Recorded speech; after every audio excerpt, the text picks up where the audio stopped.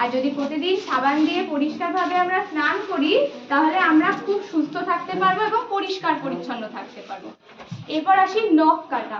তোমরা সবাই নখ কাটো তো প্রতি সপ্তাহে? নখ না কাটলে কি হবে বলো তো? নখ বড় হয়ে যাবে, আর নখ বড় হলে কি হয়? ওই নখের মধ্যে অনেক ময়লা আর জীবাণু থাকে। যখন তুমি ওই হাত দিয়ে ভাত বা অন্য কোনো খাবার খাবে তখন ওই নখের মধ্যে থাকা জীবাণু আর ময়লাগুলো তোমার পেটে চলে যাবে এবং তোমার পেটের সমস্যা হবে, এছাড়াও শরীরের অন্যান্য সমস্যা হবে। তাহলে আমাদেরকে কি করতে হবে? প্রত্যেক সপ্তাহে নখ কাটতে হবে এবং নখগুলোকে ছোট রাখতে হবে সবসময়, ঠিক আছে? এরপর আসি হাত ধোয়া।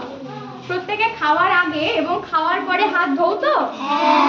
হাত না ধুয়ে খেলে সারাদিন যে কাজগুলো করছো সেই কাজের ফলে তোমার হাতে অনেক জীবাণু আর ময়লা লেগে থাকে, যেগুলো তোমার খাবারের সঙ্গে তোমার পেটের ভিতরে চলে যাবে। তাহলে খাওয়ার আগে এবং খাওয়ার পরে কি করতে